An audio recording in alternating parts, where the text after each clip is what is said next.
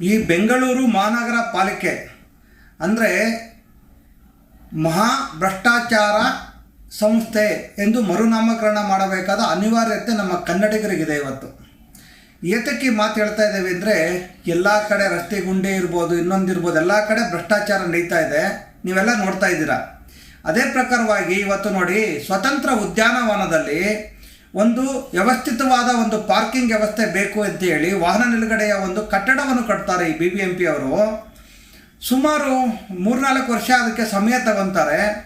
ಮತ್ತು ನಮ್ಮಲ್ಲಿರೋವಂಥ ಸ್ಟೀಲ್ಗಳು ಸರಿಯಿಲ್ಲ ಅಂತ ಹೇಳ್ಬಿಟ್ಟು ಹೊರದೇಶದಿಂದ ಆಮದು ಮಾಡಿಕೊಂಡು ಸುಮಾರು ಒಂದು 80 ರೂಪಾಯಿ ಇರುವಂಥದ್ದನ್ನ 80,000 ಕೊಟ್ಟು ಈ ರೀತಿ ಒಂದು 80 ಕೋಟಿಯಷ್ಟು ದುಡ್ಡನ್ನು, ನಮ್ಮ ತೆರಿಗೆ ದುಡ್ಡನ್ನು, ನಮ್ಮ ಕನ್ನಡಿಗರ ತೆರಿಗೆ ದುಡ್ಡನ್ನು ಇವರು ಅಲ್ಲಿ ವೆಚ್ಚ ಮಾಡಿದ್ದಾರೆ.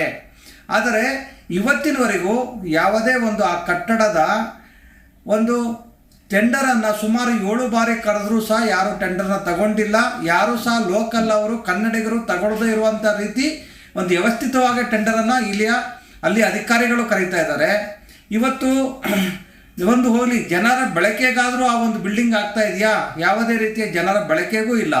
ಇವತ್ತು ಸುಮಾರು 80 ಕೋಟಿಯಷ್ಟು ನಮ್ಮ ತೆರಿಗೆ ದುಡ್ಡನ್ನು ಇವತ್ತು ನೀರಲ್ಲಿ ಹೋಮ ಮಾಡಿದ್ದಾರೆ ಈ ಮಹಾನಗರ ಪಾಲಿಕೆಯ ಅಧಿಕಾರಿಗಳು.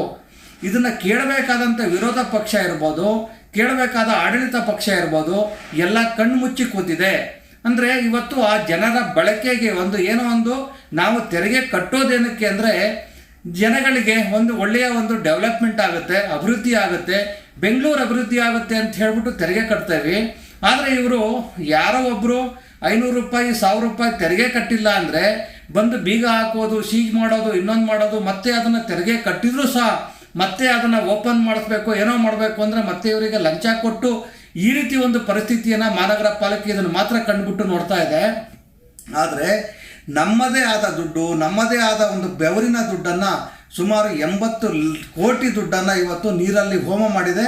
ತಕ್ಷಣ ಏನೆಲ್ಲ ಒಂದು ಫ್ರೀಡಮ್ ಪಾರ್ಕಲ್ಲಿ ಏನು ಸ್ವತಂತ್ರ ಉದ್ಯಾನವನದಲ್ಲಿ ನೀವು ಕಟ್ಟಿದ್ದೀರಾ, ಆ ಒಂದು ವಾಹನ ನಿಲುಗಡೆಯ ಒಂದು ಏನು ವ್ಯವಸ್ಥೆ ಇದೆ ಅದನ್ನು ತಕ್ಷಣವೇ ಜನಗಳಿಗೆ ಉಪಯೋಗ ಆಗೋ ರೀತಿ ನೀವು ಟೆಂಡರ್ ಕೊಡಿ.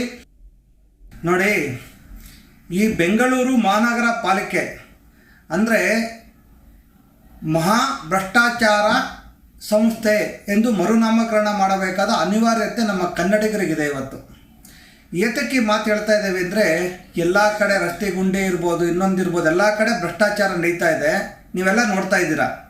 ಅದೇ ಪ್ರಕಾರವಾಗಿ ಪ್ರತಿಕ್ಷಣದ ಸುದ್ದಿಗಾಗಿ Zee Kannada news app download ಮಾಡಿ. Live TV, latest updates, entertainment, life style, technology ಸುದ್ದಿ ನಿಮ್ಮ